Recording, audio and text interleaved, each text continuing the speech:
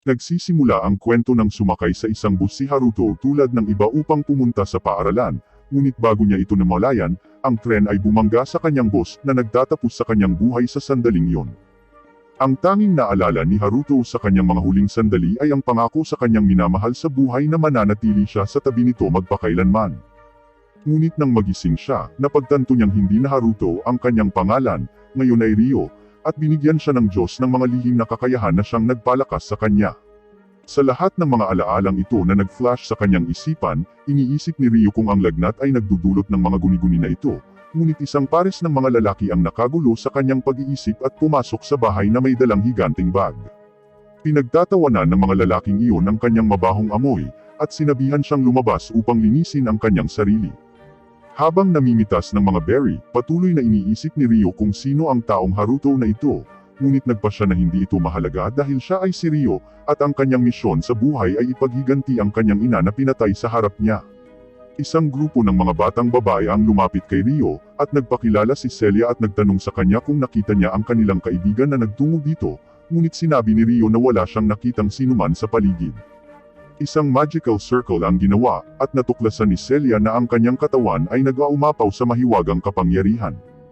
Matapos bayaran siya para sa kanyang impormasyon, nagmamadaling umuwi si Ryo sa kanyang mga kasama, ngunit nakahanap ng isang bandido na handang saksakin siya. Ang tanging swerte niya sa pagliligtas ay ang coin pouch upang protektahan siya mula sa pagpatay, at nakita ni Ryo na pinatay ang lahat ng kanyang mga kasama. Ang bandido ay nakatayo sa harap ni Ryo, at habang malapit na niyang matugunan ang kanyang kapahamakan, tinawag siya ng isang babae na Haruto, at tinuturuan siya kung paano gamitin ang hindi kapani-pani walang mahiwagang enerhiya sa loob niya.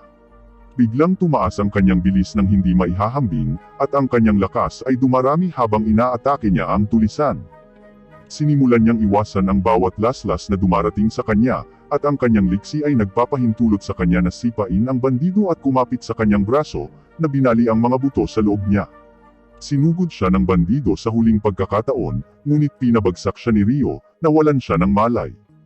Isang batang babae na umiiyak para humingi ng tulong ang maririnig mula sa bag, at nakita niya ang babaeng tinatanong ni Celia.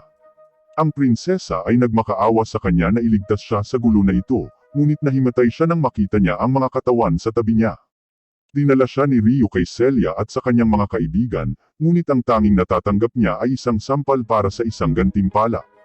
Inakusahan nila siya bilang ang taong dumukot sa kanilang prinsesa, at dinakip siya sa kanilang punong tanggapan. Dumating ang isang grupo ng iba pang mga sundalo upang imbestigahan kung ano ang nangyari, at nakita nila ang bandido na pumatay sa lahat ng tao sa loob ng bahay. Gayunpaman, iniisip ng isang misteryosong lalaki na ito ay kapuspalad, at dinurog ang isang kristal na agad na pumapatay sa tao. Sa loob ng kabisera, nakatali si Ryo at tinanong kung paano niya kinidnap ang prinsesa. Itinatanggi niya ang lahat ng mga paratang na ibinabato nila sa kanya, ngunit ginamit ng sundalo ang kanyang bakal upang hampasin siya. Pinahirapan siya hanggang sa aminin niya na siya ang dumukot sa prinsesa, ngunit si Ryo ay hindi nagpatinag. Nagising ang prinsesa mula sa kanyang pagtulog, at tinanong siya ng kanyang mga kasama kung ano ang nangyari sa kanya. Sinabi niya sa kanila na si Ryo talaga ang nagligtas sa kanya, at dapat siyang ipatawag dito sa sandaling ito. Si Ryo ay binubugbog pa rin hanggang sa puntong malapit na siyang mamatay sa dami ng pang-aabuso na ginawa sa kanya, ngunit patuloy itong ginagawa ng sundalo upang maibalik ang kanilang reputasyon sa pagiging inutil, nang hayaan ang prinsesa na makidnap. Pumasok ang aide ng prinsesa, tinanong siya kung ano sa tingin niya ang ginagawa niya sa bata, at ipinaalam sa kanya na siya ang nagligtas sa prinsesa. Pinabayaan nila siya, ngunit ang kanyang katawan ay bumagsak dahil sa lahat ng mga buto na kanilang nabali, at nagmadali si Celia upang pagalingin siya. Matapos mawalan ng malay, nagising si Ryo sa mukha ni Celia, at humingi ito ng tawad sa lahat ng masamang nangyari sa kanya kahit na tinutulungan lang nito ang prinsesa. Ipinaalam niya sa kanya na ang hari ng bansa ay gustong makipagkita sa kanya pagkatapos na iligtas ang kanyang anak na babae, at pumayag itong makipagkita sa kanya. Sa loob ng kastilyo, pumunta siya upang makipagkita sa hari, at ginantimpalaan siya na hayaang mag-aral sa Royal Academy. Lumipas ang ilang araw sa loob ng kaharian, at handa na si Ryo na pumasok sa paaralan kasama ang kanyang mga kaedad, ngunit hindi maganda ang pagtanggap sa kanyang unang araw, at binubuli sa klase ng isang bata na nanunuya sa paraan ng kanyang pagsasalita.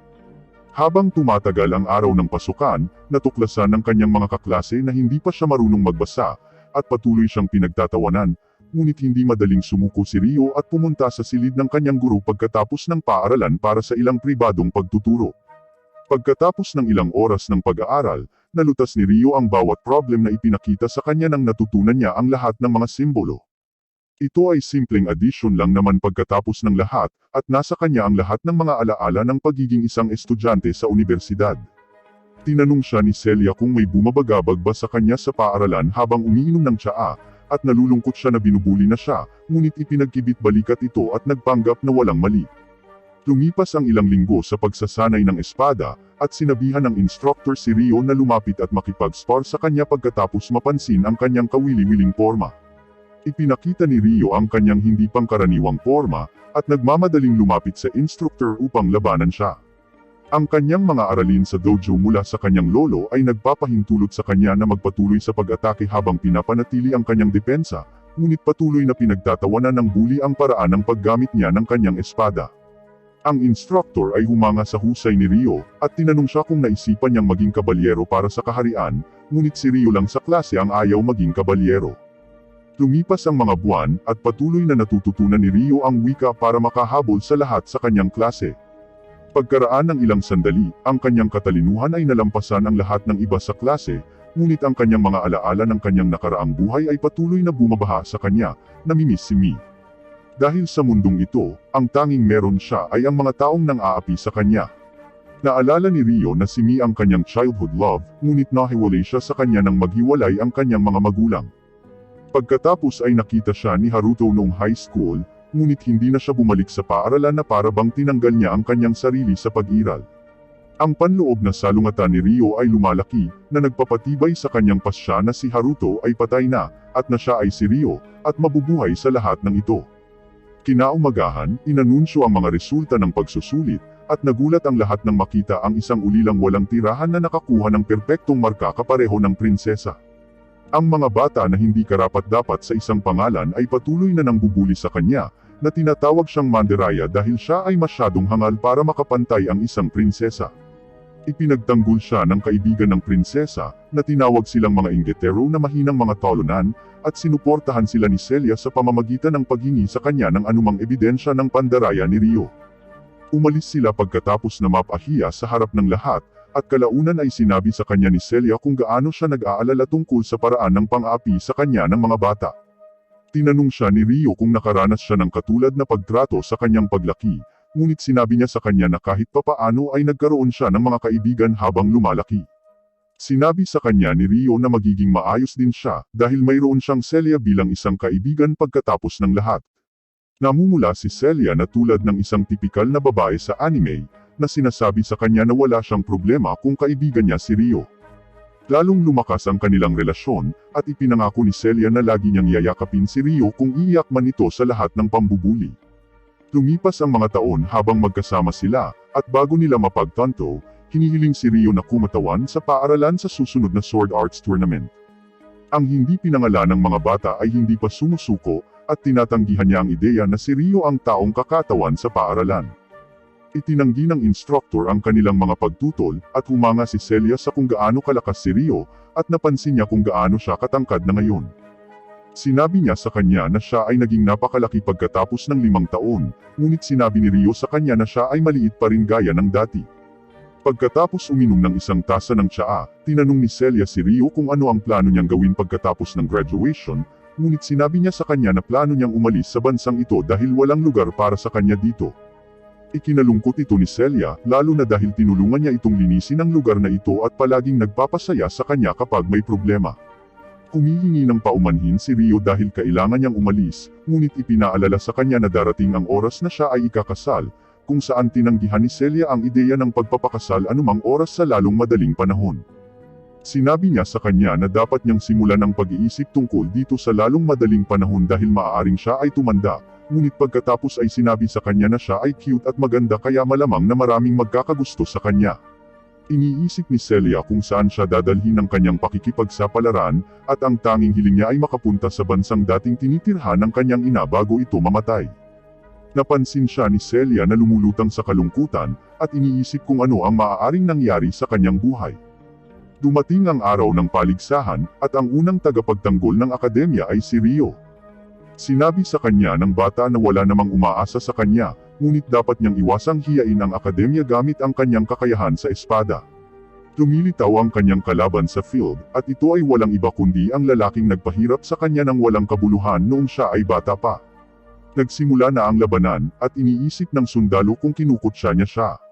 Ang knight ay lumalaban ng todo gamit ang kanyang buong lakas, dahil siya ay na-demote mula noong insidenteng iyon 5 taon na ang nakararaan, ngunit ang kanyang galit ay nagdulot lamang sa kanya upang magmadaling umatake at ikompromiso ang kanyang posisyon sa proseso, na nagpapahintulot kay Rio na alisin ang kanyang espada sa hangin, at tapusin ang laban.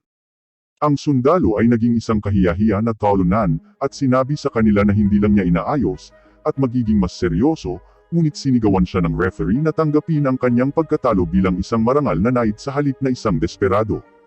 Kinagabihan pagkatapos ng paligsahan, isang misteryosong lalaki ang nakipag-inuman sa sundalo, na naghahanap sa kanya ng impormasyon.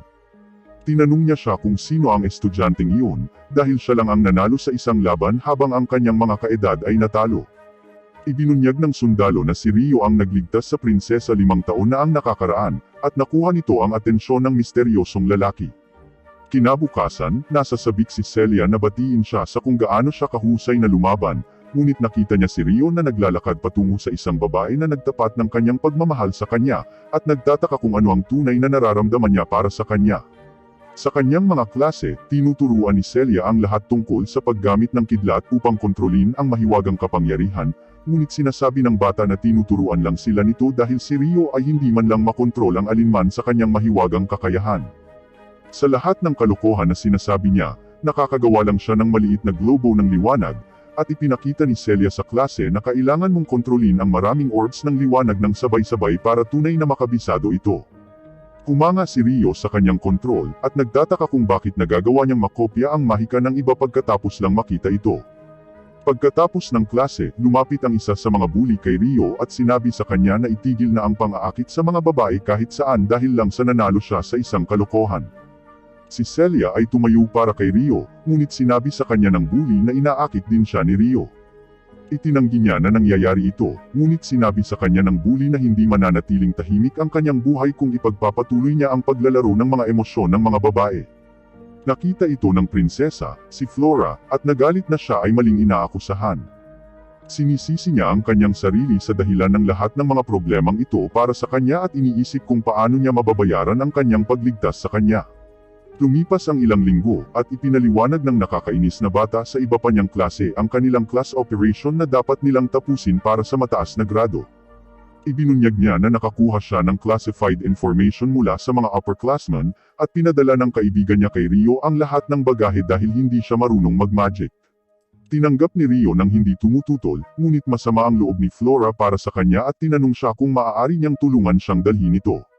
Si Rio ay nananatiling isang magalang na tao, at si Flora ay nakaramdam ng sama ng loob para kay Rio na patuloy na kailangang harapin muli ang lahat ng ito.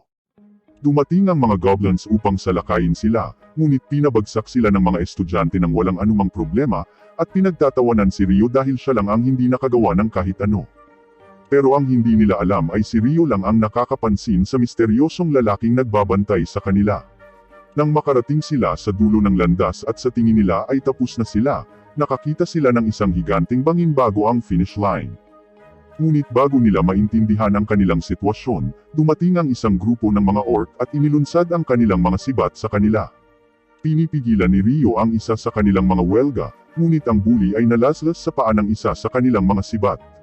Tumakbo ang bully patungo sa isa sa mga estudyante na nagtulak sa kanya papunta sa prinsesa.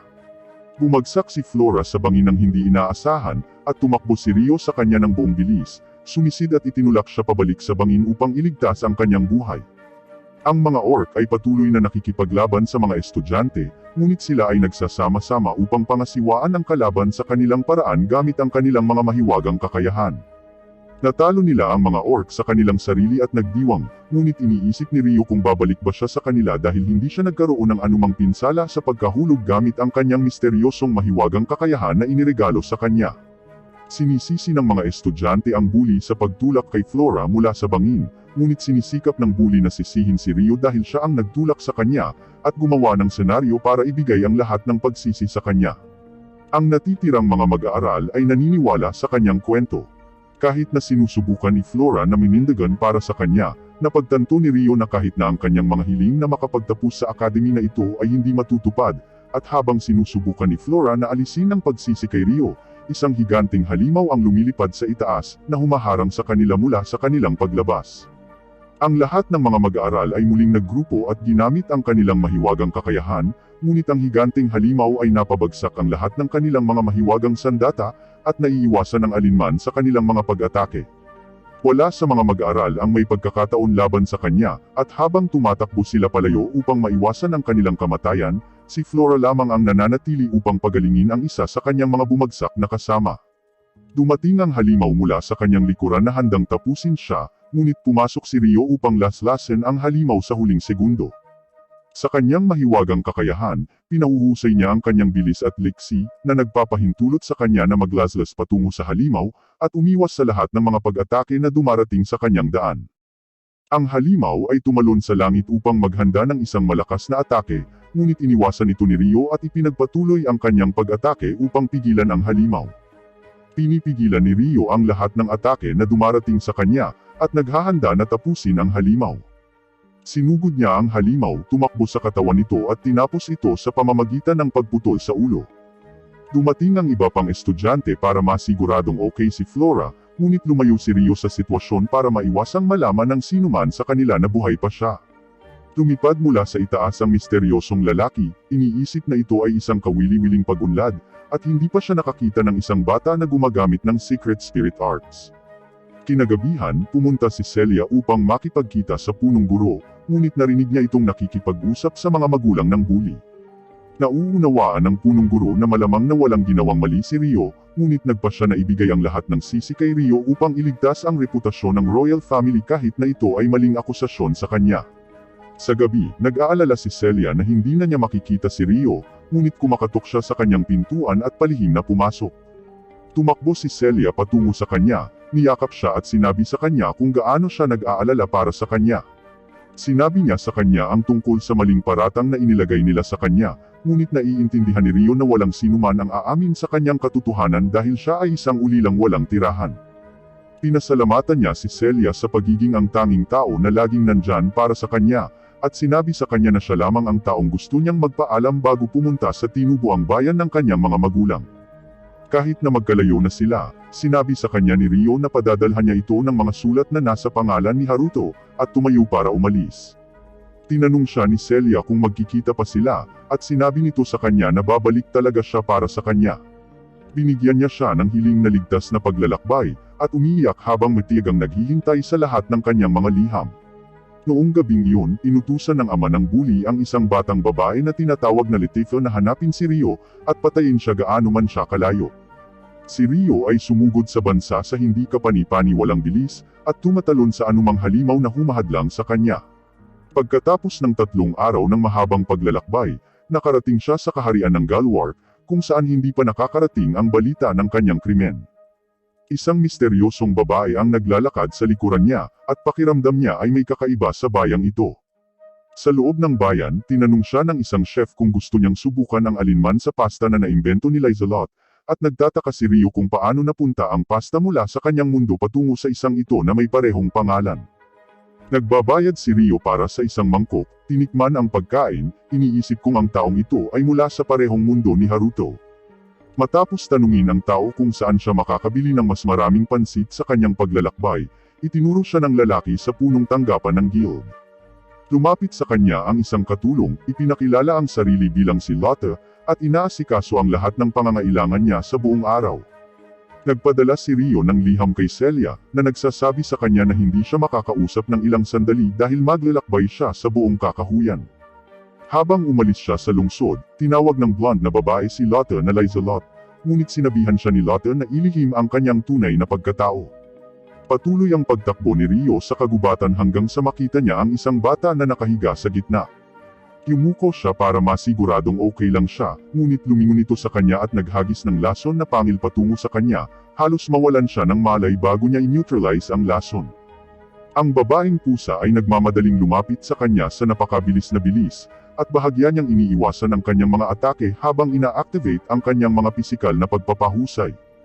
Ang kanyang galaw ay bumilis habang siya rin ay nag-enchant sa kanyang pisikal na kakayahan, at siya ay naglulunsad patungo sa kanya gamit ang kanyang punyal, ngunit siya ay patuloy na nahaharangan at iniiwasan siya.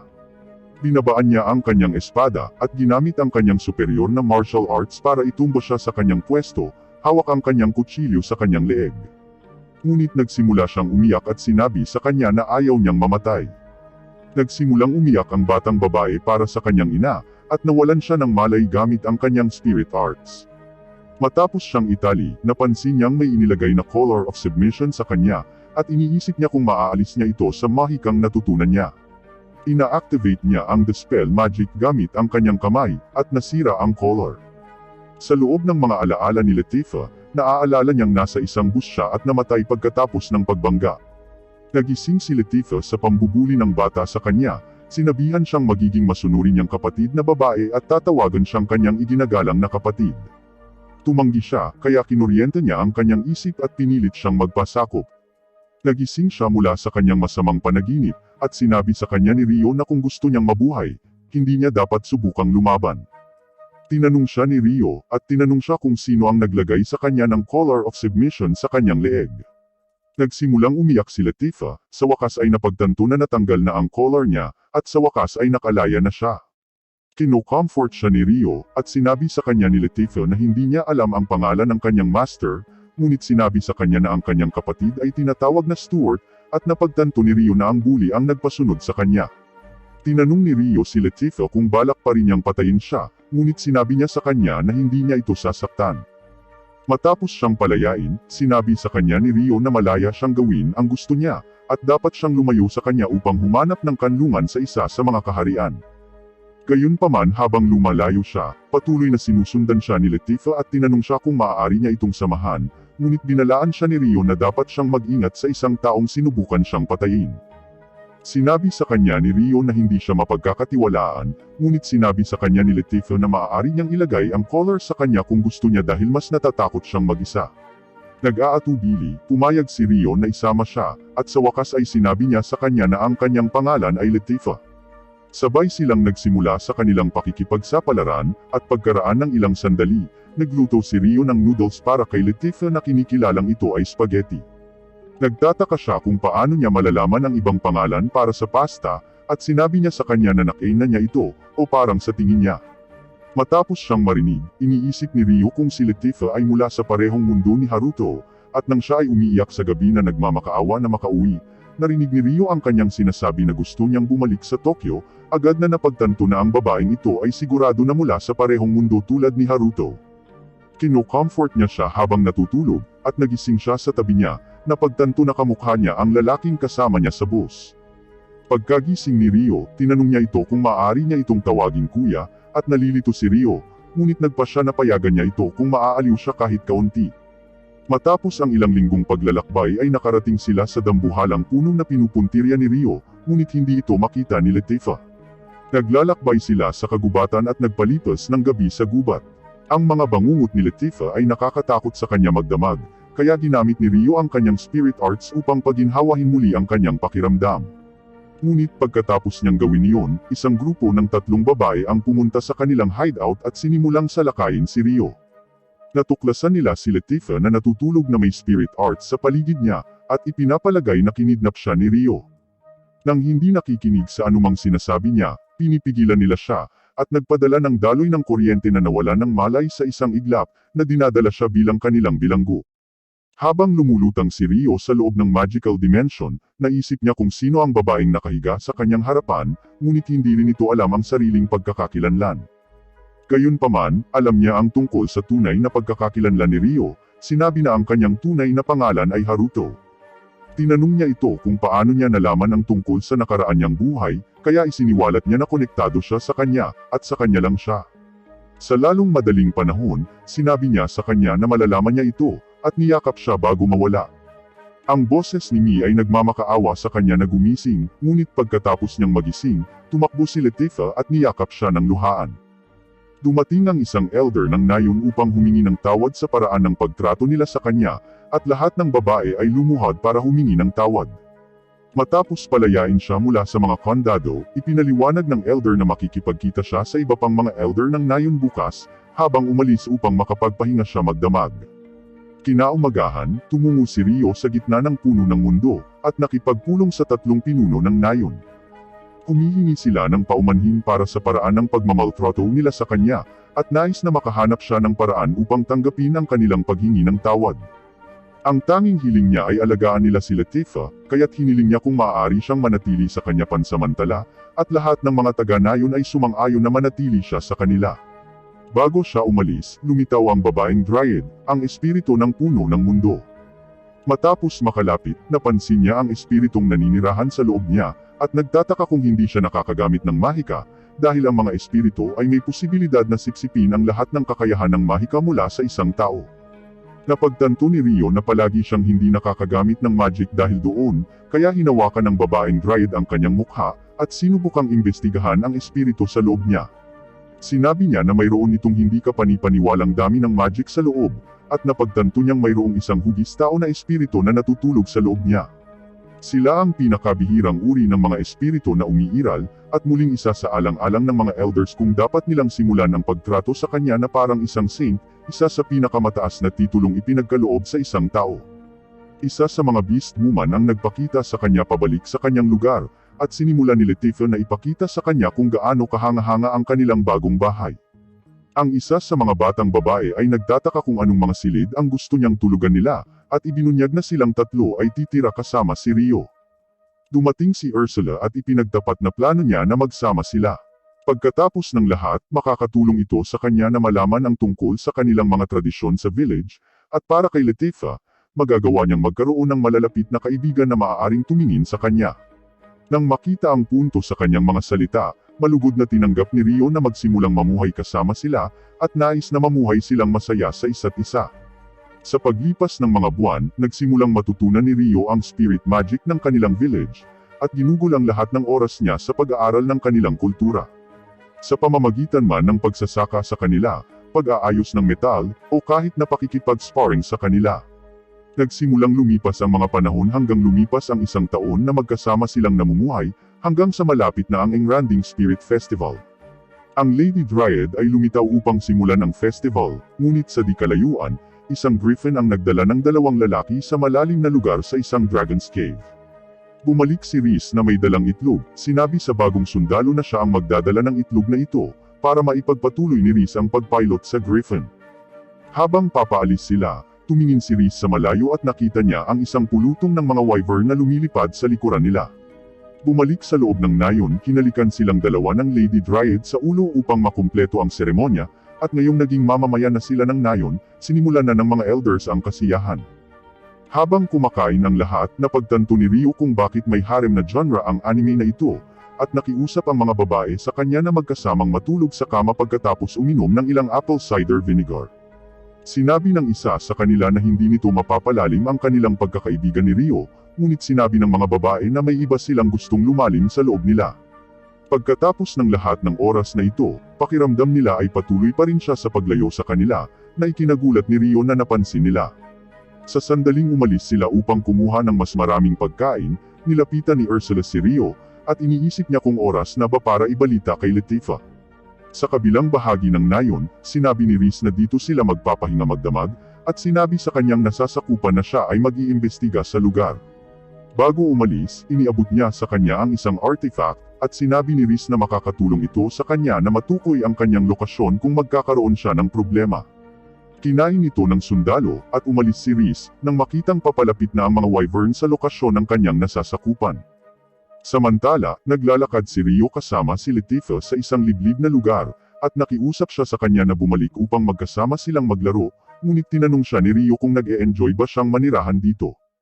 Sinabi niya sa kanya na gusto niya ito, at natutuwa siya na nagawa niya ang lahat ng malalapit na kaibigan na ito sa paglipas ng panahon, na nagpapasaya kay Rio na marinig. Gayunpaman, inihayag niya na malapit na siyang umalis sa nayon. Siya ay patungo sa silangan sa buong oras na ito, at hindi na niya ito may isama, kaya tumakas siya habang umiiyak. Binabalaan ni Lady Dryad ang mga taga-nayon tungkol sa nalalapit na presensya ng lahat ng mga wyvern, at nagpadala ng hukbo ng mga babaeng beast upang hanapin ang dahilan sa likod ng kanilang pagtitipon. Kasabay nito, pinasok ni Rhys ang mas malalim na bahagi ng Wyvern Cave, at natagpuan ang lahat ng mga itlog na nakatago sa ibang lugar, kaya sinimulan niyang itabi ang mga ito sa kanyang void box. Ang mga babaeng beast ay patuloy na naghahanap sa kagubatan hanggang sa matagpuan nila ang Griffin. Habang papalapit sila sa lalaki, tinutukan niya sila ng kutsilyo at nagsimulang lumipad palayo. Sinubukan ng kanilang pinuno na barilin siya gamit ang kanyang kidlat, at napansin nilang patungo siya sa puno ng mundo. Ngunit bago pa man sila makagawa ng anuman, isang higanteng wyvern ang lumitaw mula sa likuran, at ang lalaki ay halos hindi nakaiwas sa pag-atake nito. Ang iba pang mga wyvern ay nagawang maabutan siya, at pagkatapos matipon ni Rhys ang lahat ng mga itlog, dinurog niya ang bato upang pigilan ang puso ng kanyang nasasakupan, na nagpapadala sa kanya na mahulog sa Griffin. Si Latifah ay naglalakad pabalik sa nayon at ang itlog ay nahulog sa kanyang harapan, na nagkapira-piraso. Habang tinitingnan ang sanggol na dragon, ang itim na wyvern ay lumitaw sa kanyang harapan, at sumisigaw sa paghihirap ng makita kung paano nasaktan ang anak nito. Naghahanda ito ng isang atake ng hininga ng apoy patungo kay Latifah, ngunit inihagis ni Alma ang kanyang wind tornado upang iligtas siya mula sa pag-atake. Ipinatawag niya ang kanyang mga beast familiar at sinubukang harapin ang itim na wyvern ng mag-isa, ngunit ang kanyang hammer strike ay walang epekto, at siya ay napatalsik ng paglulunsad pabalik sa puno. Sa sandaling makarecover siya, nilipol ng wyvern ang kanyang beast familiar sa pag-atake ng hininga ng apoy, at sinubukan ni Latifah na gambolain ang dragon para bigyan ng oras si Alma saglit. Nagpatuloy siya sa pagtakbo, ngunit habang hinaharangan ng dragon ang kanyang paggalaw at handang umapak sa ibabaw niya, naglunsad si Rio ng icicle para patumbahin ang dragon, at inalis si Latifah mula sa kapahamakan. Muli siyang tumalon patungo sa dragon at ginamit ang kanyang bagong spirit technique para durugan ang itim na wyvern gamit ang kanyang mga kamay. Inihanda ng wyvern ang pinakahuling hininga nitong inferno, ngunit inihagis ni Rio ang kanyang wind sphere patungo sa dragon upang pigilan ang paggalaw nito. Gayunpaman, ito ay may kaunting epekto lang, kaya nagpatuloy si Rio upang i-cast ang kanyang kakayahan sa Giga Inferno sa bibig ng dragon, at sinipa ang panga nito pasarado, pinirito ang utak nito sa sandaling yon. Matapos makita ang pagkatalo ng kanilang pinuno, ang iba pang mga wyvern ay umatras. Nagulat ang lahat ng mga babae na nagawa niyang talunin ang itim na wyvern mag-isa, at niyakap siya ni Latifah para sa pagligtas sa kanya. Kinaumagahan ay humingi siya ng paumanhin sa naging reaksyon niya, sinabing alam na niya na darating ang araw na ito, ngunit natakot siya na baka gusto niya lang itong pabayaan. Gayunpaman, inaliw siya ni Rio, at sinabing hindi niya gugustuhing pabayaan ang kanyang nakababatang kapatid na babae, kaya ibinunyag niya ang tunay na dahilan kung bakit siya maglalakbay sa silangan. Malayo patungo sa Yagumo region, mayroong isang lupain kung saan nakatira ang kanyang mga magulang, kaya't nais niyang makarating doon sa wakas. Ito ang unang pagkakataon na may nalaman si Latifah tungkol sa kanya, kaya may gusto rin siyang ibunyag tungkol sa kanyang sarili. Bago siya isinilang sa mundong ito, namatay na siya noon, at muling nagkatawang tao mula sa isang lugar na tinatawag na Japan. Naniniwala si Rio sa kanya, na sinasabi na siya ay parehong uri ng tao tulad niya, at nais na ibunyag niya ang katotohanan tungkol sa kanyang sitwasyon mula pa noong una, ngunit nag-aalala na siya ay may pinanghahawakan na matagal na pagsisisi mula sa oras na iyon. Iniisip ni Latifah kung muling lumitaw ang mga panghihinayang na iyon, at inamin ni Rio na magsisinungaling siya kung hindi, ngunit sinumpa niya na magiging malakas sa mundong ito upang makabawi sa kanila. Nangangako siya na magiging mas malakas din siya para sa kanya, at maghihintay hanggang sa araw na bumalik siya. Makalipas ang isang linggo, naghanda si Rio na lumipad, at binigyan siya ng dwarf leader ng isang espada at balabal na nilikha niya mula sa itim na wyvern, na nagbibigay sa kanya ng kakayahang itago ang kanyang kapangyarihan. Ngunit kahit na mukhang manipis ang balabal, ito ang may pinakamataas na istatistika ng depensa sa lahat ng armor sa mundong ito. Lahat sila ay nagbibigay sa kanya ng mga regalo, at habang walang ideya si Rio kung paano niya dadalhin ang lahat ng iyon, ang huling elder ay nagbigay sa kanya ng Space-Time Depository, isang national treasure item, at pinasalamatan nila siya sa pagligtas sa kanilang nayon. Sa kanyang bagong Space-Time Depository, iniimbak ni Rio ang lahat ng mga regalo, at nangangako na dadating siya kung kailangan nila ng tulong. Ang lahat ng mga batang babae ay nagnanais sa kanya ng ligtas na paglalakbay, at si Latifah ay tumakbo upang yakapin siya. Naghanda siyang umalis at nagsimulang lumipad, ngunit si Latifah ay nagsimulang lumuha. Matapos ang 2 linggong pagkukubli sa nayon, walang nakitang pahiwatig si Rio tungkol sa kanyang ina o ama, kaya nagpasya siyang makipagkita sa mga taga-nayon. Sinalubong siya ng 2 sa mga dalaga habang nagdidilig ng mga halaman, ngunit nang makita siya ni Seo ay naramdaman niya ang pag-ibig sa unang tingin kay Rio. Dinala siya ni Rory sa bahay ng kanyang lola, at napapaisip siya kung mula ba siya sa ibang bansa na may kakaibang damit na suot niya. Inihayag ni Rio na nilakbay niya ang mga lupain upang sa wakas ay makarating dito, at habang naghahanda sila ng hapunan, ipinaliwanag ni Rio na dito nakatira ang kanyang pamilya. Ang mga pangalan nila ay Zen at Ayame, at nabigla ang lola nang marinig ang mga pangalang iyon. Sinabihan niya sina Rory at Seo na lumabas para makapag-usap sila ng pribado, at humingi ng karagdagang detalye kay Rio. Ang tanging alam ni Rio tungkol sa kanyang mga magulang ay ang kanyang ama ay pumanaw bago siya makilala, at ang kanyang ina ay pinatay noong siya ay 5 taong gulang. Naging mithiin niya sa buhay na maabot ang lugar na ito pagkatapos ng pangako ng kanyang ina, at ang gusto lang niya ay gumawa ng libingan para sa kanila sa kanilang homeland. Matapos mapansin ang kanyang pagkakahawig sa kanila, ibinunyag ni Yuba na siya ay ina ng kanyang ama. Pinasasalamatan niya ito sa pagpunta, ngunit sinabing gumawa na sila ng mga libingan para sa kanila, kaya dinala niya siya sa kanilang mga libingan. Napaluhod si Rio, ipinaalam sa kanyang mga magulang na sa wakas ay nakarating din siya rito. Sa kanyang paggalang, ipinaliwanag ng kanyang lola na kailangan nilang 2 na tumakas mula sa bansa ng palihim, ngunit hindi siya ang maaaring maglantad ng katotohanan tungkol sa kanila. Gayunpaman, kung handa siyang manatili dito kasama niya, maaari niyang malaman ang higit patungkol sa kanila. Ang tanging kamag-anak niya ngayon ay si Rory, na nagkataong pinsan ni Rio. Umalis siya, at sinabihan siyang tamasahin ang kanyang kapayapaan dito. Kinaumagahan, maagang gumising si Rio para tumulong, ngunit nakalimutan ni Rory na nandito si Rio at nakita niya ang kanyang dibdib. Habang nagluluto, ginamit ni Rio ang kanyang mahika upang gumawa ng tubig, at pumasok si Seo sa kanila kasama ang kanyang kapatid na si Shin. Napagtanto niya na kailangan niyang makipagkumpetensya para sa kanyang kapatid na babae ngayon, ngunit nasarapan sa pagkain ni Rio. Matapos niyang kainin ang pagkain ni Rio, hiniling ng lola sa kanya na isama si Rio bilang isang mangangaso, kaya hinahamon niya itong makipagkarera sa field. Sa sandaling umalis siya, inaasar ni Rory si Seo sa paraan ng pagtawag niya sa pangalan ni Rio, ngunit sinabi ni Seo na iniisip niya na mula siya sa Maharlika. Sa loob ng kagubatan, binaril ni Rio ang isang pambihirang ibon gamit ang kanyang unang arrow, at napagtanto ni Shin na magkakaroon siya ng matinding kompetisyon. Ngunit ang mga henerasyon sa kasalukuyan ay dahan-daang nabulok ang kanilang mga utak, at nagsimula silang manghuli ng pabaliktad ang kanilang mga pana. Nagtataka si Shin kung bakit hindi siya nakagawa ng kahit isang tama, kaya lumalayo siya sa galit. Sa lahat ng dumi na naipon sa kanyang katawan, nagpasya si Rio na magtayo ng paliguan sa tabi mismo ng kanilang tahanan gamit ang kanyang spirit arts, ngunit sinimulan siyang silipin ng mga babae. Sa paglipas ng mga linggo, dahan-daang naging tipikal na residente ng nayon si Rio, at sa wakas ay dumating na ang araw ng pag-aani. Nagsimulang sumigaw ang isang grupo ng mga lalaki para humingi ng tulong, at sa kabilang bahagi ng nayon, iniisip ng 3 nagbabantang lalaki na sina Rory at Seo ay naging magagandang babae. Naghanda si Shin na suntukin siya, ngunit pinaalalahanan siya ni Rory na maaari itong magsimula ng digmaan dahil si Gon ay anak ng kanilang kalapit na village president. Tinanong niya si Gon kung bakit siya nasa village nila, kaya sinabi niya na gusto niyang manatili sa bahay ni Rory sa gabi dahil baka maging asawa niya ito balang araw. Sinigawan siya ni Shin na umalis na, at sumugod siya para suntukin, ngunit hinarang ni Gon ang kanyang atake, at sinakal siya ng isang kamay. Dumating si Yuba at sinabihan siyang bitawan si Shin. Humingi siya ng paumanhin sa ngalan niya, at pinayagan siyang manatili sa loob ng isang guest hut hanggat hindi siya umaalis dito. Habang naglalakad palayo ay napansin ni Gon si Rio at inakala niyang mahina siya kaya pilit niya itong tinatalisod pero siya ang nasasaktan.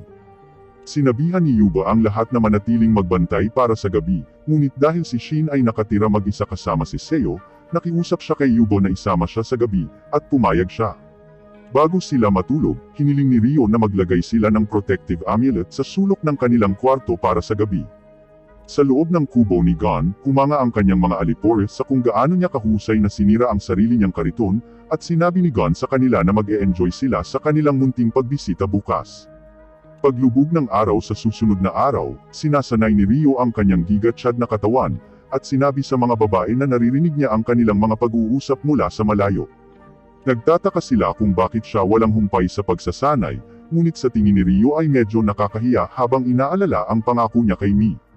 Ang layunin niya ay balang araw ay maging sapat na malakas upang protektahan ang babaeng pinapahalagahan niya, ngunit nag-aalala na baka may kasama na itong iba sa puntong ito. Narinig ni Seo ang mga salitang iyon, at namuo ang kalungkutan sa kanyang puso. Kinagabihan, may pumasok na lalaki sa kwarto ni Seo at Ruri, pero na-activate ang amulet. Sinimulan niyang isara ang bibig ni Ruri, at nang sisigaw na sana si Seo para humingi ng tulong, nagbanta si Gon na sasaktan ang kaibigan. Gayunpaman, ang kanyang mga alipores ay binugbog, at nakita niya si Gon sa ibabaw ni Ruri, na nagpapaalala sa kanya kung paano pinatay ang kanyang ina. Lalong lumaki ang galit ni Rio, at habang tumatakbo si Gon papunta sa kanya, binaligtad siya ni Rio ng isang beses, inilunsad siya sa labas. Tinapakan niya ang kanyang leeg, at sinimulan siyang suntukin sa mukha ng paulit-ulit. Ang mga batang babae ay nakikiusap sa kanya na huminto, at ang iba pang mga lalaki ng nayon ay dumating upang pigilan siya bago niya wakasan ang buhay ni Gon. Napagtanto ni Yuba na muntik samantalahin ni Gon ang mga babae, at umalis si Rio na parang alpha. Ito ang pangalawang pagkakataon na gusto niyang wakasan ng isang tao, at ang namumuong paghihiganti na ito ay nag-aalab sa loob niya sa buong oras na ito. Ngunit nang hindi niya namamalayan, hinila na siya patungo sa pagkakakilanlan ni Haruto. Humina ang kanyang determinasyon, ngunit ang hangarin na ito para sa paghihiganti ay nagparamdam sa kanya na wala siyang pinagkaiba sa lalaking tumapos sa kanyang ina. Kinaumagahan, nagpakita si Lord Hayate, isang mensahero mula sa kaharian, upang mangolekta ng buwis at maghatid kay Gon sa bilangguan. Tinanong siya ni Yubo kung maaari siyang magdala ng liham sa isang mahalagang tao sa loob ng kaharian, kaya nangako si Hayate na ihahatid ito, at umalis kasama si Rio. Makalipas ang ilang araw, nakarating ang team sa kabisera. Pagkatapos nilang ipadala si Gon sa bilangguan, naglibot si Rio sa bayan kasama si Seo, at iminungkahi ng isa sa mga mangangalakal na bumili siya ng regalo para sa kanyang cute na kasintahan. Sinubukan ni Seo na ipaliwanag na hindi sila nagde-date, pero sinabi ng babae na cute daw silang magkasama, kaya dapat ay kumuha sila ng souvenir para gunitain ang kanilang pagbisita. Tinanong siya ni Rio kung may gusto ba siya, at sinabihan ng babae si Seo na magandang asal ang tumanggap ng regalo paminsan-minsan. Nagpapasalamat si Rio sa babae, at nakita ni Seo ang isang cute na petal ng bulaklak na inilagay niya sa kanyang buhok. Sa tingin niya ay maganda ito sa kanya, kaya binili niya ang mga ito sa ginang, at bago sila umalis, sinabihan siya ng mga ngalakal na ipaglaban siya ng husto para sa kanya bago siya nakawin ng ibang babae. Sa gitna ng bayan, sinubukan ng isang lalaki na gumawa ng isang pagkidnap ng isang babae, at sinubukang tumakbo kasama niya, ngunit ginamit ni Rio ang kanyang martial arts para itumbo siya at iligtas ang babae. Tumakbo ang kanyang bantay upang protektahan siya, ngunit tumakas si Rio nang lumitaw ang mga Royal Guard. Nabalitaan ng ama ng batang babae, si Goki, ang balita, at sinabi niya kay Hayate ang tungkol dito. Inisip ni Hayate kung may kinalaman ba ito sa sulat na ipinadala ni Yubo para sa kanya, at nabigla siya nang makita ang mga salita sa loob. Nanginginig ang mga kamay niya, napaisip siya kung may nakilala si Hayate na Rio. Habang naglalakad pa uwi, binati ng lalaki si Rio at hiniling siya ng sandali ng kanyang oras. Sa loob ng kanilang bahay, isiniwalat nila na kilala nila ang kanyang ina, ang dating prinsesa ng bansang ito. 20 taon na ang nakalilipas, ang kanilang kaharian ay nasa digmaan, at ang kanyang ama ay ang pinakadakilang sundalo na namumuno sa Allied Forces. Nang makita ang kanyang talento, ipinagkatiwala sa kanya ng hari ang proteksyon ng kanyang anak na babae, at hindi nagtagal silang dalawa ay nagkaroon ng pagmamahal sa isa't isa. Ngunit hindi nagtagal ang kanilang kapayapaan, at nang magsimula ang negosasyong pangkapayapaan, hiniling ng kalaban na kaharian na patayin ang ama ni Rio, at ang kanyang ina ay pakasalan ang kanilang prinsipe. Ang mga kasuklam-suklam na pangyayari na ito ang dahilan kung bakit tumakas ang kanyang mga magulang, at walang nagawa ang hari kundi panuurin ang kanyang anak na babae na makatakas sa kanilang tahanan. Nakiusap si Goki kay Rio na makita ang hari at reyna ng bansang ito, ang kanyang mga lolo't lola mula sa panig ng kanyang ina. Pinag-isipan ito ni Rio at pumayag. Sa umaga, ang hari at reyna ay nabigla nang sa wakas ay makilala ang kanilang apo, at naisip na kamukha niya ang kanyang ina. Pakiramdam ni Rio na ang reyna ay kamukha din ng kanyang ina. Tinanong siya ng mga ito tungkol sa kanyang ina at ama, ngunit hindi gaanong naaalala ni Rio ang pamumuhay kasama sila. Masyado pa siyang bata para makilala ang kanyang ama, ngunit naalala niyang ang kanyang ina ang taong walang tigil sa pagngiti. Gayunpaman, ang lahat ng iyon ay natapos noong siya ay 5 taong gulang, dahil ang isang taong nagngangalang Lucius ay patuloy na tumulong sa kanila pagkatapos mamatay ng kanyang ama. Sa nakamamatay na araw na iyon, ang kanyang ina ay umalis sa bahay at sinabi sa kanya na huwag magbukas sa mga estranghero. Ngunit nang dumating si Lucius, binuksan ni Rio ang pinto dahil lumaki siya kasama niya. Pero mapait siyang ngumiti at sinipa si Rio patungo sa upuan. May mga ahas na nagpapanggap na tao sa mundong ito, ang isiniwalat ng lalaki, at nakita ng kanyang ina kung paano niya sinasaktan ang kanyang anak. Hinawakan siya nito at sinaksak. Iyon ang huling alaala niya sa kanya, at nagsimula siyang manirahan sa mga slum hanggang siya ay 7 taong gulang. Anuman ang nangyari, hinding-hindi niya mapapatawad si Lucius, kahit na hindi siya maibabalik ng paghihiganti. Gamit ang kanyang mga kamay, ipinangako niyang tatapusin ang lalaki. Naiintindihan ng kanyang lolo ang kanyang desisyon, ngunit nais niyang magsanay siya sandali sa ilalim ni Goki. Siya ang pinakamalakas na mandirigma sa buong bansa, at umaasa na ito ay maghahanda sa kanya para sa kanyang pakikipaglaban kay Lucius. Sa loob ng asyenda, pareho silang naghahanda na makipag-spar laban sa isa't isa, at tumalon si Rio patungo sa kanyang kalaban para umatake. Si Goki ay umiiwas sa huling sandali, at nag-atake sila laban sa isa't isa. Wala sa mga atake ni Goki ang nakakalusot sa kanyang mga depensa, kaya naghahanda siya ng isang mahiwagang pag-atake ng enerhiya. Ito ang kanyang sikretong pamamaraan, ang First Blade Air Slash, at ipinagtanggol ito ni Rio gamit ang kanyang water magic, na binubulag ang kanyang kalaban upang sumugod at tapusin ang laban. Humanga ang hari at naisip na hindi nakakailanganin ng pagsasanay, ngunit pinasalamatan sila ni Rio sa kanilang pagsasaalang-alang, at umaasa na balang araw ay ipakilala sila sa kanyang pinsan. Bumalik silang lahat sa kanilang nayon, ngunit nang magtaka si Ruri kung saan nagpunta si Rio, itinuro ni Seo ang puntod ng kanyang pamilya. Para patuloy na mabuhay si Rio, hindi na siya makakatakas kaya't ipinangako niyang tatanggapin niya ang sama sa loob niya para maprotektahan ang mga taong pinapahalagahan niya. Habang nagsimulang magbago ang mga panahon, naunawaan ni Rio na kailangan niyang umalis sa nayon sa lalong madaling panahon, ngunit hindi niya alam kung paano sasabihin ang balita kay Seo. Kaya't pagdating ng Tagsibol, nilapitan siya ni Rio habang nagtatanim siya ng palay at inayos ang kanyang pamamaraan. Sinabing nais niyang siya na ang magsusubaybay sa lahat habang wala siya. Nagulat siya sa mga salitang iyon, at nagtataka siya kung ano ang ibig niyang sabihin sa pag-alis, kaya sinabi niya sa kanya na aalis siya sa nayon sa Taglagas. Hindi niya alam kung babalik siya ng regular, ngunit napansin niya ang mga luhang pumapatak mula sa mga mata nito. Nang matapos siyang magtanim ng palay noong araw na iyon, bumagsak siya sa bahay, at nakita ni Shin ang kapatid niyang umiiyak. Tinanong niya ito kung may nangyari, at iniisip kung si Rio ang naging dahilan ng pag-iyak niya. Sinabi niya sa kanya na wala siyang ginawang mali, ngunit malungkot siya dahil malapit na itong umalis sa nayon. Pagkatapos nito, sinubukan ni Shin na pasayahin ang kanyang kapatid sa pamamagitan ng pagdadala ng mga regalo, ngunit ang tanging naiisip niya ay kung paano maging mas malakas para samahan niya si Rio sa kanyang mga paglalakbay. Sa araw, siya ay nagtatrabaho at nakatitig sa kanya, at sa gabi, siya ay nagsasanay ng kanyang mga diskarte sa espada para lang maging mas malakas. Hindi nagtagal, sa wakas ay narito na ang taunang pista. Ngunit habang ang lahat ay nag-e-enjoy sa kanilang oras na magkasama, tinanong ni Seo kung maaari siyang magkaroon ng isang sandali ng kanyang oras. Ang tunay na dahilan kung bakit niya ito pinatawag dito ay para ipagtapat ang kanyang nararamdaman, at sabihing mahal niya ito. Ang mga salitang iyon ay nawalan ng imak kay Rio, at humingi siya ng tawad, sinabing hindi niya maibabalik ang nararamdaman niya. Tinanong niya siya kung dahil ba ito sa aalis na siya sa nayon, ngunit sinabi niya sa kanya na hindi lang yun ang dahilan. Nakiusap siya sa kanya na isama siya, na inihayag na siya ay nagsasanay araw-araw sa loob ng 6 na buwan upang hindi siya dito maging pabigat. Handa siyang gawin ang lahat pero sinabi sa kanya ni Rio na hindi niya talaga siya matatanggap dahil sa kung anong dahilan. Ang mga salitang iyon ay nakawasak kay Seo at nagsimula siyang umiyak, ngunit hinawakan niya ang kamay nito, at nakiusap na manatili na lamang siya sa tabi niya. Gayunpaman, humingi ng tawad si Rio at umalis. Nagpatuloy siya sa pag-iyak, at napansin ni Rio ang presensya ni Shin at humingi ng tawad sa paraan ng pakikitungo nito sa kanyang kapatid.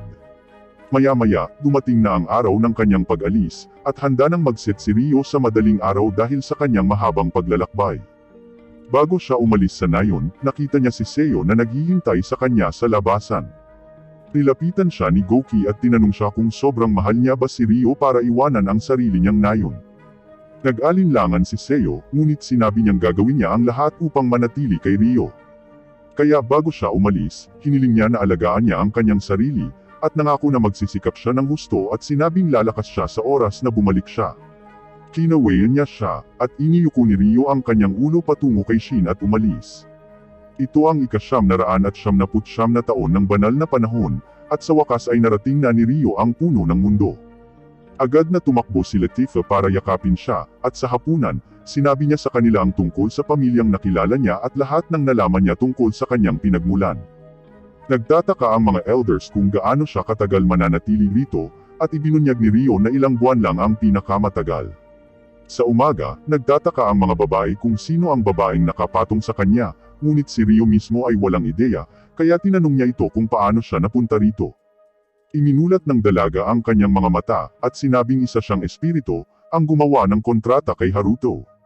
Nakaupo siya sa kanyang kama, ngunit ang lahat ng kanyang alaala ay tila nabura. Wala na siyang maalala sa mga pagkakataong magkasama sila, at hindi man lang alam ang sarili niyang pangalan, ngunit gusto niyang pangalanan siya nito. Sinabi niya sa kanya na siya ay umiiral para sa kanya, na tinatawag siyang Haruto. Nagtataka ang mga babae kung bakit niya ito tinatawag na Haruto, at sinubukan ni Ryo na kumuha ng ilang oras upang makaisip ng ilang dahilan. Sinubukan niyang sabihin sa kanya na tawagin siyang Ryo, ngunit nagsimula itong makipag-usap sa kanya sa telepathy, at sinabing alam niya ang lahat tungkol sa kanya. Sinabihan siya ng mga babae na tanungin si Lady Dryad tungkol sa kanyang paglitaw, kaya sinabihan siya ni Ryo na bumangon, ngunit nakita niya ang pinakadakilang plot sa lahat ng anime. Sa kanyang mahiwagang kakayahan, binago niya ang kanyang damit. Habang matikas na nakatayo, napansin ni Ryo ang kagandahang nagmumula sa kanya, naaalala ang tungkol kay Mi. Nagpasya siyang pangalanan siyang Aisha, dahil ang imahe ng tagsibol ay lumitaw sa kanyang ulo nang tumingin siya sa kanya. Sa tingin ng mga babae ay maganda ang kanyang pangalan, at iniisip ni Latifah kung ito ba ay magiging kapatid niyang babae. Bumalik sa konseho ng nayon, lumitaw ang Lady Dryad, at nakitang isang misteryo na nawala ang lahat ng alaala ni Aisha, kaya tinanong niya si Aisha kung anong uri ng mga elemento ang pinakamagaling siya. Sinabi ni Aisha na pinagkadalubhasaan niya ang lahat ng ito, na ikinagulat ng buong silid. Upang ipakita ang kanyang kakayahan, pumunta sila sa labas upang matukoy nila ang kapangyarihan ng kanyang mga kakayahan. Nagbato ng bato si Ryo para simulan ang laban. Kaagad, nawala si Aisha patungo sa kanya, at siya ay makitid na umiwas. Ang kanyang mga sipa ay tumutugma sa mga diskarte ni Ryo, at inihahalin tulad niya ang lahat ng kanyang mga galaw sa malapitang labanan, kaya siya ay umatras upang bumuo ng ilang distansya. Tumalon siya patungo sa langit upang subukan ang kanyang aerial tactics, ngunit ang lakas nito ay halos mabali ang kanyang braso. Pagkalapag niya, nagcast siya ng mga yelo patungo sa kanya, ngunit nawala siya at muling lumitaw sa likuran niya, na inihagis ang sarili niyang mga yelo sa kanya. Ipinagpatuloy niya ang pag-mirror sa lahat ng kanyang mga diskarte, kaya kalaunan ay nagcast ng buhawi si Ryo. Gayunpaman, nagcast siya ng isang umiikot sa kabilang direksyon, at tinapos ni Lady Dryad ang laban bago nila masira ang nayon. Naniniwala na sila ngayon na si Aisha ay tunay na may kapangyarihan sa lahat ng mga elemento, ngunit sinabi ng babaeng Dryad na magsisimula siyang turuan si Aisha kung paano kontrolin ang kanyang mga kapangyarihan. Tinatanggap siya ng mga elders sa kanilang nayon, at pinasalamatan niya sila. Nagdaraos sila ng isang festival para i-welcome siya, at nagsimula siyang matutunan kung paano kontrolin ang kanyang mahika kasama si Ryo. Pagkaraan ng ilang sandali, ipinakita sa kanya ni Dominic ang portable na bahay na kanyang ginawa, at natutuwa si Ryo na sa wakas ay makakapagpatuloy na siya sa paglalakbay. Nalungkot si Latifah nang marinig ang mga salitang iyon, at habang lumalayo ang ibang mga batang babae, ang isa sa kanila ay nakiusap sa kanya na gumugol ng ilang oras sa kanyang nakababatang kapatid na babae bago umalis, kaya nagpasya silang gawin ito sa parehong paraan na ginagawa ng lahat ng magkakapatid sa isang anime. Sa loob ng hot tub, nagtataka si Latifah kung bakit Haruto ang tawag sa kanya ni Aisha, kaya ibinunyag ni Ryo na ito ang dating pangalan niya bago siya muling nagkatawang tao. Natuwa siya nang marinig iyon, dahil sumasakay siya noon sa school bus, at siya ang taong gusto niyang maging kapatid niya araw-araw. Iniisip ni Ryo kung ang ibig sabihin noon ay kasama siya sa pagkabangga ng boss, at ang kanyang pananahimik ay nagbubunyag ng katotohanan. Ngunit kahit na malungkot ito, natutuwa siya na tama siya tungkol sa pagiging pinakamahusay na kapatid nito. Nangako siya na babalikan niya ito kapag tapos na siya, kaya tinanong niya ito kung mayroon pa siyang kailangang hugasan. Kinaumagahan, binigyan siya ng mga elders ng ilang regalo bago umalis. Ang isa sa mga ito ay isang compass na palaging magtuturo pabalik sa village na ito, at ang isa ay nagbibigay sa kanya ng isang aparato na magbibigay daan sa kanya upang baguhin ang kanyang kulay ng buhok upang siya ay manatiling undercover saan man siya maglakbay. Bago umalis, hiniling ni Rio sa iba na alagaan si Latifah habang wala ito, at umalis. Habang lumilipad sila, sinabi ni Rio kay Aisha na papunta na sila kay Celia dahil hindi pa niya ito nakakausap. Sa loob ng kabisera ay nakatitig si Celia sa liham na iniwan ni Rio para sa kanya, at nais na sana ay makausap na lang siya muli, ngunit sa wakas ay natagpuan na siya ni Charles, at tinanong siya kung naghahanda na ba siya para sa gabi kung kailan sila sa wakas ay magkakaisa. Sa taong 1000 ng Holy Era, sa wakas ay nakabalik na si Rio sa loob ng bayan kung saan siya lumaki, at na-activate ang device para mapalitan niya ang kulay ng kanyang buhok. Buong gabi, sinubukan niyang pumasok sa paaralang dati niyang pinapasukan, at bumaba sa basement para makapasok siya sa study room ni Celia. Muling bumangon ang lahat ng alaala ng huling pagkikita nila, ngunit pagkatapos niyang makapasok ng buong loob sa silid, napansin niyang wala na itong laman. Nagtataka kung ano ang maaaring nangyari kay Celia, nagpasya si Rio na dapat silang mag-ilusyon sa ibang mananaliksik, at tanungin sila kung ano ang nangyari. Sa loob ng isang random na silid ng propesor, lumitaw si Aisha mula sa likuran at ginamitan siya ng isang hypnotizing spell. Pumasok si Rio at nagtanong tungkol sa lokasyon ni Celia, kaya ipinahayag ng lalaki na nasa loob siya ng Royal Palace.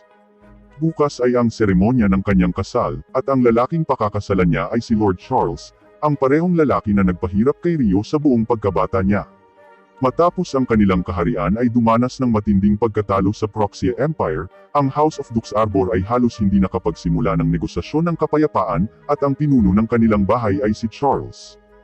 Ang dating maharlikang pamilya ay napilitang tumakas sa kabisera, at pinili ni Charles na pagsamahin ang kanyang kapangyarihan sa House of Clare. Ngunit upang magawa ito, dapat na ikasal si Celia sa kanya. Matapos makuha ang lahat ng impormasyong hinahanap niya, umalis si Rio at nag-isip kung ano ang gagawin sa kanyang kasal sa politika. Ang tanging pagpipilian nila ay ang pumasok sa kastilyo upang makipagkita kay Celia ng isang beses pa, kaya sinabi sa kanya ni Aisha na hahanapin niya ang kanyang silid. Habang nakatingin si Rio sa ibaba, napansin niya ang lahat ng security, ngunit nagawa niyang pumuslit patungo sa kanyang silid. Sa loob, naghanda si Celia na maging pag-aari ng isang tao sa natitirang bahagi ng kanyang buhay. Binuksan niya ang kanyang drawer, at ang huling hiling niya ay makita muli si Rio. Ngunit pagkatapos ng lahat ng mga taon na ito, nawalan siya ng pag-asa na makita siya muli, at inilagay ang liham patungo sa apoy. Bumukas ang pinto, at sinabihan siya ni Rio na tumahimik, na inihayag na sa wakas ay dumating na siya upang makita siya, tulad ng ipinangako niya. Walang pagdadalawang isip, tumakbo siya papunta sa kanya at niyakap siya, pakiramdam niya hindi na ito panaginip. Sinabi niya sa kanya na namiss niya ito, at napansin niyang tumangkad siya, ngunit sinabi ni Rio kay Celia na siya ay katulad pa rin ng dati. Sinisigawan niya ito dahil sa pagiging bolero pa rin niya pagkatapos ng lahat ng oras na ito, ngunit natutuwa siyang makita kung gaano siya naging malakas at galante. Nagsimula siyang maghanda ng tsaa, para inumin nila ito tulad ng dati. Pero tinanong siya ni Rio tungkol sa kasal, iniisip kung ito ba talaga ang gusto niya, lalo na't ang lalaking pakakasalan niya ay si Charles, ang masamang lalaking nagpahirap kay Rio. Sinusubukan niyang magpanggap na gusto niya ang kasal na ito, na sinasabi na si Charles ay magalang at mabait sa babae, ngunit alam ni Rio na nagsisinungaling siya. Gayunpaman, sinisigawan niya ito na pakasalan siya sa halip kung sa tingin niya ay nagsisinungaling siya, at dalhin siya sa isang lugar na malayo, at gugulin ang natitirang bahagi ng kanyang buhay kasama siya. Ang mga salitang iyon ay ikinagulat ni Rio, ngunit patuloy niyang sinabi na nagbibiro lamang siya, at nagmamakaawa sa kanya na kalimutan ang kanyang sinabi. Sinabi niya sa kanya na huwag pumunta sa seremonya dahil ito ay nakakahiya, at sinabi sa kanya na umalis bago dumating ang mga gwardya. Kinaladkad niya ito palabas ng silid, at bumagsak pagkatapos niyang isara ang pinto. Sa sandaling umalis siya sa kastilyo, naisip ni Celia na natutuwa siya na tinupad niya ang kanyang pangako, ngunit alam niya na hindi niya hahayaang madamay siya dito. Sa itaas ng kastilyo, nagsimulang mag-isik si Rio kung paano niya matutuklasan ang tunay na layunin ng kasal na ito, at nangako si Aisha na tutulungan siya. Humingi ng paumanhin si Rio sa palagi niyang pagtulong sa kanya, ngunit nangako si Aisha na palagi siyang nasa tabi nito, at maaari itong lumapit sa kanya kung sakaling may kailangan siya. Kinaumagahan, binati ni Charles si Reese pagkatapos ng kanyang mahabang paglalakbay, sinabi na nais niyang bigyan siya ng maayos na pagtanggap. Nag-alok pa siya na magpalipas ng gabi sa kanyang tahanan, ngunit sinabi ni Reese na hindi siya ang ikakasal ngayong gabi. Nang ilabas niya ang mga salitang iyon, naramdaman niya ang presensya ng isang makapangyarihang espiritu, at nagdahilan para siyasatin ito. Inihanda ni Celia ang sarili na maging manika ng isang tao sa natitirang bahagi ng kanyang buhay, at iniwan ang kanyang tolda para makita ni Charles. Inakbayan siya nito, sinasabing huwag mag-alala kung kinakabahan siya, dahil tuturuan siya ng 7 asawa niya ng lahat ng kailangan niyang malaman. Pagkaalis niya, ipinaliwanag ng unang asawa, si Tenesina, na lilinawin niya ang mga bagay mula sa simula. Anuman ang kanyang mas mataas na katayuan, siya ay magiging isang kasangkapan para sa kanila, at susundin ang bawat isa sa kanilang mga utos. Sinubukan ni Celia na sabihin na naiintindihan niya, at pinagtatawanan ni Tenesina ang kanyang hitsura at tinawag siyang pangit, ngunit patuloy na sinusubukan ni Celia na panatilihin ang ngiti sa kanyang mukha. Tumakbo ang kasambahay upang ipaalam kay Celia na dumating na si Prinsesa Cristina, at napansin ni Cristina ang kakilakilabot na ugali na ibinibigay sa kanya ng ibang mga asawa, kaya hiniling niya na magkaroon ng pribadong pag-uusap kay Celia. Pagkaalis ng mga kapatid na babae ni Cinderella, nagsimulang uminom ng tsaa ang dalawang babae. Natutuwa si Cristina na sa wakas ay nagkita na silang muli, ngunit humihingi ng paumanhin sa pagiging incompetent ng kanyang royal family. Kasalanan nilang lahat kung bakit napilitan si Celia sa kasal na ito, at nalungkot siya na inalis niya ang kanyang ngiti. Noong pumasok siya sa academy, walang araw na hindi ngumingiti si Celia. Pero ngayon ay para na siyang ibong nakakulong sa loob ng hola, kaya nangako si Cristina na kung may hiling man si Celia, gagawin niya ang lahat para maging posible ito. Naglalakad-lakad si Charles kasama si Alfred, ang pinakamalakas na mandirigma sa buong bansa, ngunit sinabing ito ay kapuspalad para sa kanya. Ngayong nakuha na ni Charles ang posisyon ng Supreme Ruler, kukontrolin niya ang buong militar para sa kanyang kasal, at sinasabi sa kanya na alamin ang kanyang lugar. Sa wakas ay nagsimula ang kasal, at ang buong bansa ay napuno ng kagalakan nang magsimula ang parada. Pero may isang taong hindi ngumiti, at si Celia yon. Hinawakan ni Charles ang kamay niya, sinabing hindi na siya makapaghintay hanggang sa mapalalim ang kanilang relasyon ngayong gabi. Lahat ito ay bahagi ng kanyang plano na isang araw ay pamahalaan ang kaharian. Habang nagmamaneho sila, napansin ni Aisha na kalmado si Rio, kahit na naghahanda ng harapin ng isang buong bansa, ngunit sinabi niya sa kanya na siya lamang ang nagliligtas sa kanyang mga nerbiyos mula sa pag-collapse. Sa wakas ay lumapit sa kanila ang karwahe ni Celia, at umalis si Aisha upang makipag-usap kay Celia gamit ang kanyang telepathy. Sinabi niya kay Celia na manatiling kalmado, at ipinahayag na siya ang espiritu ni Rio, at pinapanood siya nito sa gitna ng karamihan. Napangiti siya nang makita ang mukha nito, ngunit tuluyang lumabas ang mga luhang pinipigilan niya. Siya ang isang taong ayaw niyang makita ito, ngunit natarante si Charles at nagtaka kung bakit siya nagsimulang umiyak. Sinabi niya sa kanya na napakaraming damdamin ang lumubog ng sabay-sabay, at napuno siya ng kagalakan sa pagiging totoo ng kanilang kasal. Sa paglingon niya, nawala na si Rio, at wala ni isa sa mga komunikasyon niya ang nakarating kay Aisha. Iniisip niya kung pantasya lang ba ang lahat ng iyon. Ito ang magiging bagong buhay niya, at magiging manika siya magpakailanman. Ngunit habang inaabot niya ang kamay niya, tumakbo si Rio sa gitna ng mga tao. Sinimulan niyang patalsikan ang lahat ng mga gwardya, at kahit na sinubukan siyang harangan ng buong militar, ginamit niya ang kanyang mahika sa hangin para matangay silang lahat. Inihanda ng mga mage ang kanilang mga kakayahan sa photon bullet, ngunit nagawa niyang iwasan ang bawat isa sa kanilang mga pag-atake at lumipad sa ibabaw nila. Nagsimulang magpanik ang militar at ginamit ang lahat ng kanilang mana, ngunit sinubukan ni Charles na aliwin si Celia, na sinasabi na sila ang pinakamalakas na opisyal sa buong bansa. Nagpatuloy siya sa pagbubuga ng katarantaduhan, habang pinapabagsak ni Rio ang bawat isa sa mga guard, at tumakbo pasulong upang maghatid ng mapangwasak na suntok sa bituka ni Charles. Sa wakas ay nakasama na rin niya si Celia, kaya ang una niyang ginawa ay humawak ng kutsilyo sa leeg nito.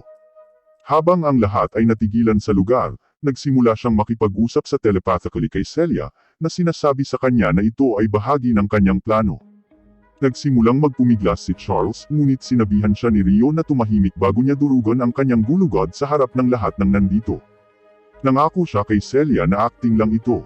Ang tanging dahilan kung bakit niya ipinaglalaban ang buong kaharian ay dahil gusto niyang tanungin siya sa huling pagkakataon kung ang kasal na ito ay kanyang kalooban. Sinabi niya sa kanya na pumayag na siya sa kasal na ito, ngunit muling tinanong siya ni Rio kung ito ba talaga ang kalooban niya. Napagtanto niya na malamang na pinagbantaan siya sa kasal na ito, at nangako na kung gugustuhin niya ito, tatapusin niya ang kasalang ito ngayon din. Tinatawag niya siyang control freak. Para kay Rio, ang katumbas niya ay ang buong mundo, at hindi niya kayang mawala ang mahalaga para sa kanya dahil pagsisisihan niya ito sa natitirang bahagi ng kanyang buhay. Naranasan na niya ito minsan, at alam niyang hindi na niya maibabalik ang nawala sa kanya.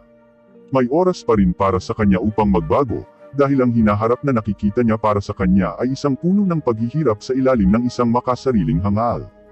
Muli niya itong tinanong kung ang kasal na ito ang nakapagpasaya sa kanya, at sinabi pa niya na ang kanyang sariling damdamin ay maaaring magdulot ng mga problema para sa iba, kaya hindi niya alam kung ito ay magiging tama pa rin.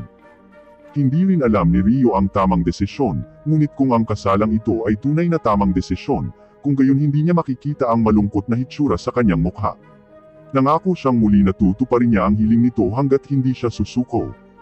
Tinanong niya ito kung ano ang gagawin niya kung ayaw niyang magpakasal, kaya ipinahayag ni Rio na kukunin niya ito at tatakas sa kaharian na ito.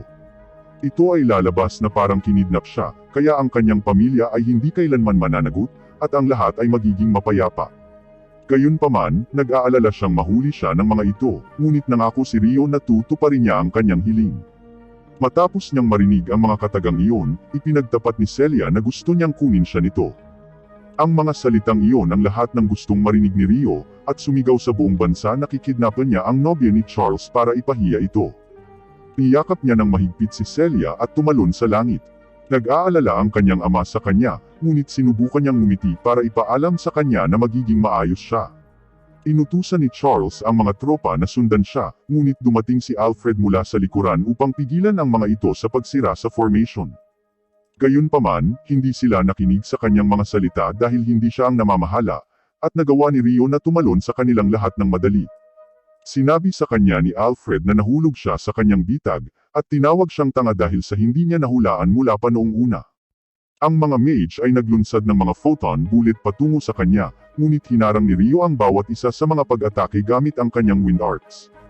Napansin ni Reese na siya rin ang taong gumamit ng spirits arts ilang taon na ang nakakaraan, kaya nagpasya siyang maglunsad ng isang malakas na atake sa kanya, ngunit madali itong hinaranggan ni Rio. Matapos mawala ang alikabok, nagsimula siyang tumakbo, at sinubukan siyang sundan ng mga Griffins. Nagsimulang sumigaw si Charles sa army, ngunit sinabi ni Alfred na siya ang mamamahala sa militar upang matiyak na hindi mawawala ang kidnapper. Napasigaw si Charles na kasalanan ni Alfred ang pagpapaalis sa lalaki, ngunit tinanong siya ni Alfred kung may koneksyon ba siya sa kidnapper ni Celia. Naisip ni Charles na maaaring may napupuot sa kanya, kaya sinabi ni Alfred na maaaring maging sospek ang bawat mamamayan sa bansang ito. Napahiya si Charles at sinigawan si Alfred na asikasuhin na ang isyong ito. Nais ni Reese na masangkot siya sa kawili-wiling pagkakataong ito, ngunit sa pag-iingat ng lahat, magiging kahina-hinala kung bigla siyang mawala. Patuloy na tinatakbuhan ni Rio ang mga bubong ng mga bahay, at binalaan si Celia na tatakbo siya ng mas mabilis para takasan ang mga Griffin. Naisip niya na ang vibration mula sa mga stroke ng kanyang binti ay magaspang, at sinabi sa kanya na maaari siyang pumunta ng mas mabilis sa ngayon. Pagkaraan ng ilang sandali ng paghabol sa kanya, tumalon si Rio sa isang eskinita at ibinigay si Celia kay Aisha. Sinabi niya kay Celia na pinaplano niyang guluhin ang army habang tumatakas ito kasama si Aisha, ngunit nangako na aabutan niya sila sa labas ng kaharian. Tumalon siya sa itaas ng mga tahanan, ngunit nang mapansin ng mga sundalo na nawawala si Celia, naglunsad sila ng signal flare para palibutan ng iba pang mga sundalo ang lugar. Gayunpaman, lahat ito ay bahagi ng kanyang plano, at nais niyang makuha ang atensyon ng buong army sa lugar na ito. Nagsimulang magpaputok muli ang mages patungo sa kanya, ngunit nagawang iwasan ni Rio ang lahat ng kanilang mga pag-atake habang siya ay tumalon mula sa gusali patungo sa gusali. Sinubukan ng mga sundalo mula sa ibaba na pigilan si Celia na makatakas, ngunit tumalon si Rio at sinimulang itumbos sila isa-isa gamit ang kanyang mga paa. Ang natitirang bahagi ng hukbo ay lumitaw, at ipinagpatuloy ng mga Griffin ang kanilang mahiwagang pag-atake sa kanya. Habang siya ay ginulo, dalawang sundalo ang sinubukang labanan siya, ngunit hinarap sila ni Rio ng madali at nagsimulang pigilan ang kanilang buong army. Pagkatapos niyang alisin ang lahat ng humahadlang sa kanya, lumitaw si Alfred, at naalala ni Rio kung sino ang lalaking iyon. Sinabi niya sa lahat ng tropa na linisin ang lugar bago sila mapinsala, at humarap laban kay Rio. Agad siyang sumugod, ngunit halos hindi niya napigilan ang mga atake ni Rio. Kahit na sa kanyang bilis, hindi nagawang matamaan siya ni Alfred, ngunit napansin ni Rio na ang kanyang espada ay na-enchant ng isang malakas na spell na yumanig sa lupa sa ilalim niya.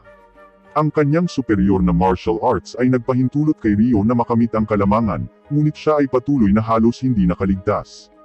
Gayunpaman, umatras ng isang hakbang si Alfred at sumugod, halos tusukin ang mga mata ni Rio sa kanyang bilis, ngunit umikot si Rio upang magamit ang kanyang momentum sa kanyang mga pag-atake, at hinampas siya ng kanyang kamao. Natarante si Alfred kung bakit hindi ginagamit ng kanyang kalaban ang kanyang mga kutsilyo, ngunit nangakong tatapusin ang laban na ito. Sinimulan niyang itaas ang kanyang espada at inilabas ang kanyang malakas na pag-atake na sumira sa paligid. Ang tanging natitira sa kinatatayuan ni Rio ay mga durog na bato, at alam ni Alfred na ang kanyang atake ay masusunog siya hanggang sa malutong. Ngunit mayroon siyang kakaibang pakiramdam na ang kanyang atake ay hindi nakipag-ugnayan, kaya ipinadala niya ang iba pang mga sundalo upang hanapin siya. Samantala, nag-aalala si Celia habang hinihintay si Rio, ngunit maging si Aisha ay nag-alinlangan dahil sa madilim na hangin. Gayunpaman, lumitaw si Rio, at nagsimulang tumakbo si Celia patungo sa kanya ngunit natapilok siya. Humingi ng paumanhin si Rio para sa pag-aalala sa kanya, ngunit sinabi niyang ayos na ang lahat ngayon. Natutuwa siya na sa wakas ay mabubuhay na siya na nakalaan sa sarili niyang kalooban.